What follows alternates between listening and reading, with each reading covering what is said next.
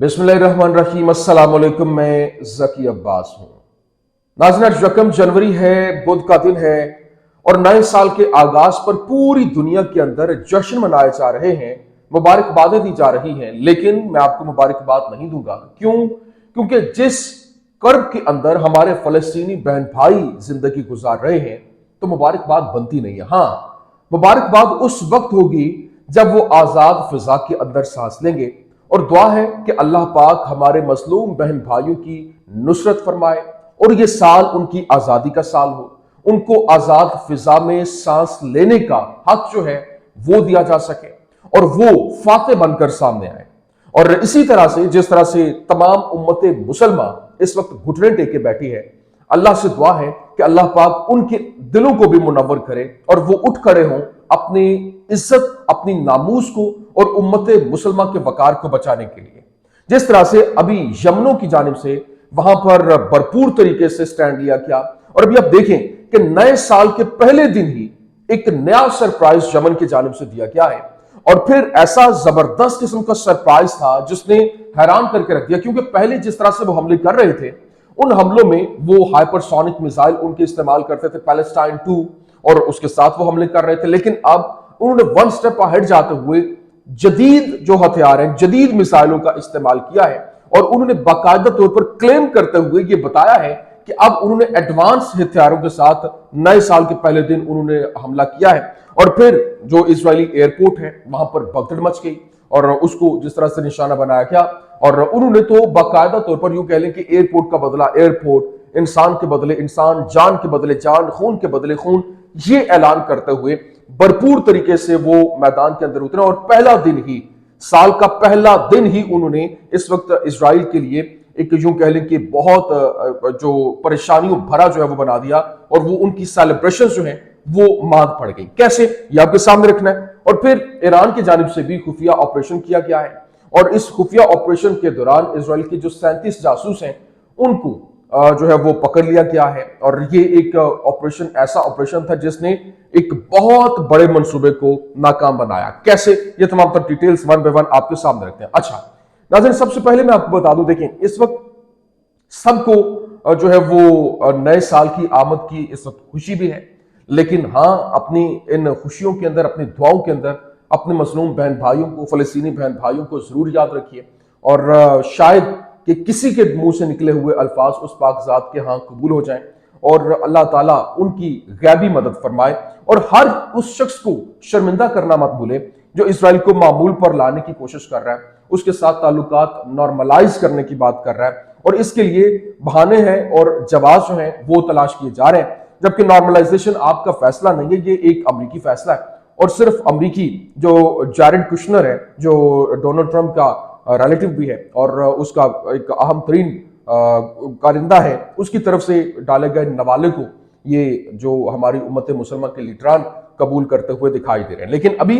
जो रात गए इजराइल का एक हेलीकॉप्टर जो है वो क्रैश हुआ है और इस हवाले से बाकायदा तौर पर बताया गया, इजरायली मीडिया ने रिपोर्ट किया, Israeli media sources report that strong winds caused an Israeli Air Force Sikorsky CH-53 Sea Stallion helicopter to overturn and sustain damage। मतलब उन्होंने कहा कि जी बहुत ज्यादा तेज हवा थी, इस वजह से ये जहाज जो है वो गिरा है और वो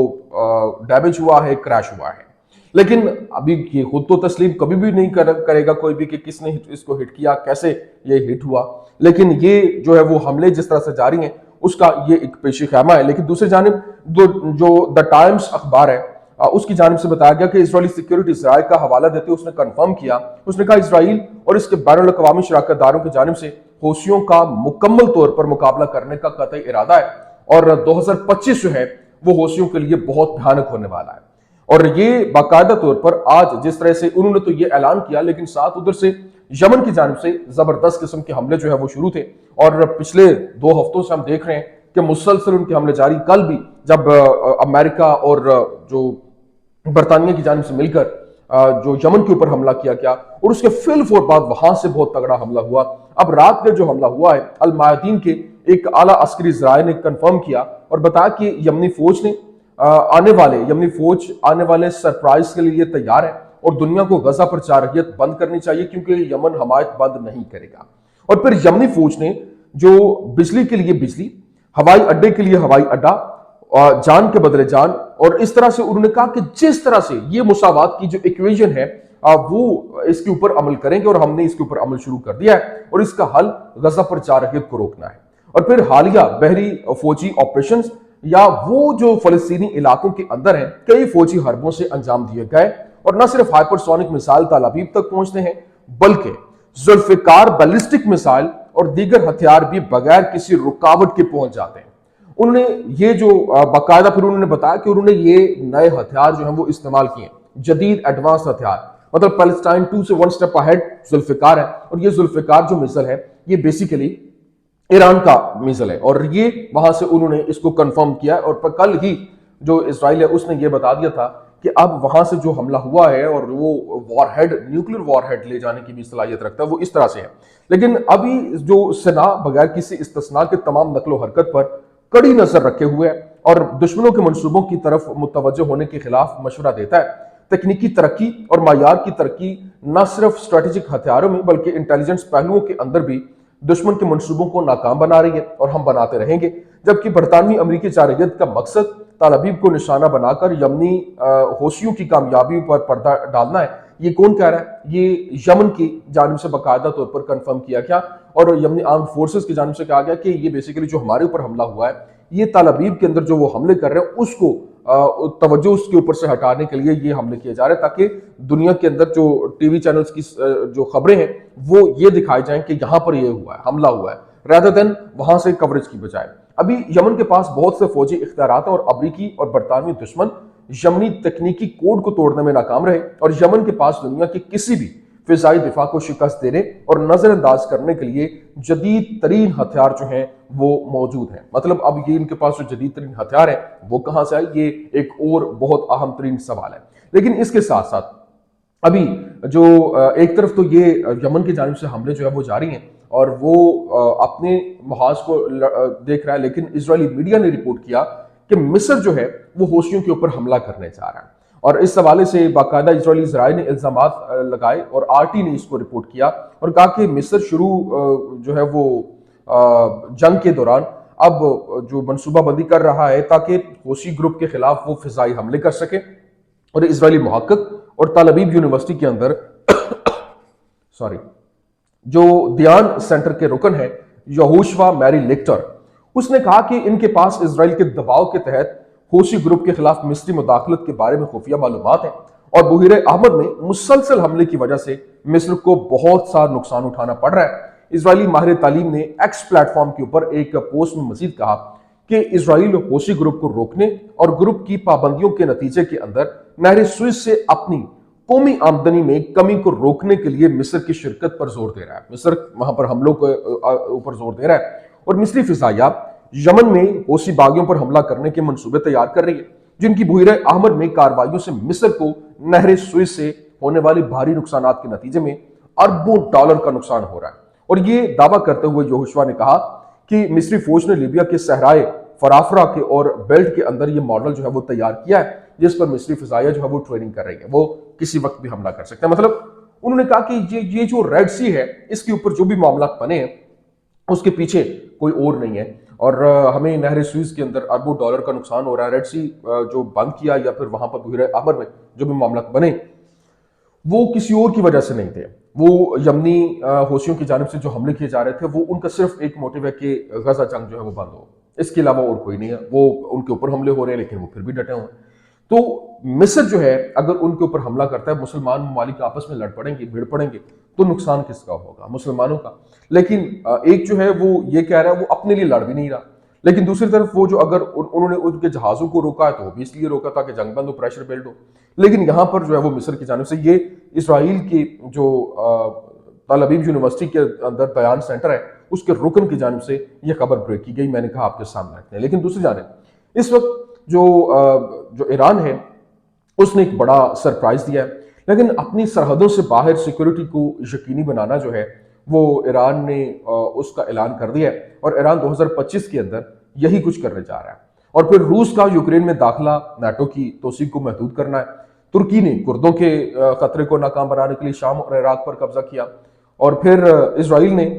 جو سیکیورٹی نافذ کرنے کے لیے شام پر حملہ کر دیا۔ اگر آپ کے پاس طاقت ہے تو آپ قانون بناتے ہیں اور سب کچھ قانونی ہے۔ اسرائیلی عراقی کردستان اور آذربائیجان میں ایران کی سرحد پر ہے، جبکہ شام کے خاتمے کے بعد اب ایران کی سرحدوں پر اسرائیل کا خطرہ مزید مضبوط ہو گیا ہے، اور اگر ایران اپنی داخلی سلامتی کو طویل مدت کے لیے برقرار رکھنا چاہتا ہے تو خطے کے اندر اسرائیلی امریکی مداخلت کو محدود کرنے کے لیے آذربائیجان یا پھر عراقی کردستان پر جو اقدام ہیں وہ ضروری ہو سکتے ہیں۔ اب یوں کہہ لیں کہ ہم ورلڈ وار 3 کے وسط کے اندر ہیں، اور صرف وہی لوگ جو پرو ایکٹیو ہیں وہ مستقبل کی دنیا میں اپنا کردار برقرار رکھیں گے۔ کچھ بھی غیر قانونی نہیں ہے، سب کچھ قانونی ہے۔ ابھی آپ اندازہ کریں، اسی بات کو دیکھتے ہوئے ایران نے فرنٹ فٹ پر آتے ہوئے جو آپریشن کیا، اور اسی آپریشن کے دوران جو اسرائیلی میڈیا نے رپورٹ کیا، کنفرم کیا کہ جو 37 اسرائیلی ہیں ان کو ایرانیوں کے لیے جو ہے وہ جاسوسی کے شبے میں اس سال جو ہے وہ گرفتار کیا گیا ہے، جو کہ ایک ریکارڈ تعداد ہے۔ پھر انہوں نے یہ بھی بتایا کہ پچھلے سال کے مقابلے میں یہ 400% زیادہ ہے، مطلب 2023 کے مقابلے میں 2024 کے اندر یہ 400% جو ہے وہ زیادہ تعداد میں ان کو گرفتار کیا گیا اور ان جاسوسوں کو پکڑا گیا ہے۔ اور یہ باقاعدہ جو عبرانی میڈیا نے، اسرائیلی میڈیا نے اس کو کنفرم کیا کہ یہ 37 افراد جو ہیں یہ اسرائیلی ہیں، وہ ایرانیوں نے ان کو جاسوسی کے شبے کے اندر گرفتار کیا ہے، اور یہ مزید آپریشن جو ہیں وہ جاری ہیں۔ لیکن اس کے ساتھ ساتھ جاتے جاتے میں آپ کو بتانا یہ چاہتا ہوں کہ یہ جنگ جو لبنان کے ساتھ جنگ بندی ہوئی تھی اب وہ مزید خطرے میں پڑ چکی ہے۔ کیوں؟ کیونکہ وہاں پر جنگ بندی کی خلاف ورزیوں کے بعد جو حزب اللہ ہے وہ ایکٹیو ہونا شروع ہو گئی ہے، اور لبنانی پارلیمنٹ کے اندر مزاحمتی بلاک کے وفادار رکن جو ہیں احاب حمادیہ، انہوں نے خطاب کیا اور انہوں نے کہا کہ ہمیں اطمینان ہوا کہ لبنان میں جو کچھ ہو رہا ہے وہ ایک ایسا ویژن قائم کرتا ہے جس پر دوسروں کو بحث کرنی چاہیے، اور قبضہ جنگ سے جو حاصل نہیں کر سکا وہ امن کے ذریعے حاصل کرنے کی کوشش کر رہا ہے۔ مزاحمت وہ ہے جو دشمن کو زمین کی خلاف ورزی کرنے سے بچاتی ہے اور روکتی ہے، جبکہ جنگ بندی کے 61ویں دن ہم اسرائیلیوں کو اپنی طاقت کا مزہ چکھانے کی پوزیشن میں ہو گئے۔ کوئی بھی جو یہ سمجھتا ہے کہ حزب اللہ تھک گئی ہے وہ مشکوک ہے، جبکہ ہمارے پاس ایسی صلاحیتیں اور دماغ ہیں جو ہمیں اس اسرائیل کا مقابلہ کرنے کے قابل بناتے ہیں۔ شام میں ہونے والی تبدیلیوں کے اثرات ہم پر اس طرح نہیں ہیں جیسے کچھ لوگ پیش کرتے ہیں۔ ابھی تک ہم نے جنگ بندی کی نگرانی کرنے والی کمیٹی کی طرف سے کوئی سنجیدگی نہیں دیکھی، اور ایک دن بعد، جنگ بندی کے ایک دن بعد اگلا دن حساب کتاب کا ہوگا۔ تو یہ جناب والا یہ پراپر ان کی پلاننگ کو شو کر رہا ہے کہ وہ کس ڈگر کے ساتھ آگے بڑھ رہے ہیں، اور وہ سپیئر نہیں کرنے والے، اور جنگ مزید پھیلتی ہوئی دکھائی دے رہی ہے۔ یہ کچھ اہم ترین اپڈیٹس تھی، میں نے کہا آپ کے سامنے رکھنے۔ امید کرتے ہیں ویڈیو آپ کو پسند آئی ہوگی۔ پسند آنے کی صورت میں لائک کیجیے، شیئر کیجیے، اور ہمارے چینل کو سبسکرائب کرنا مت بھولیے گا۔ شکریہ۔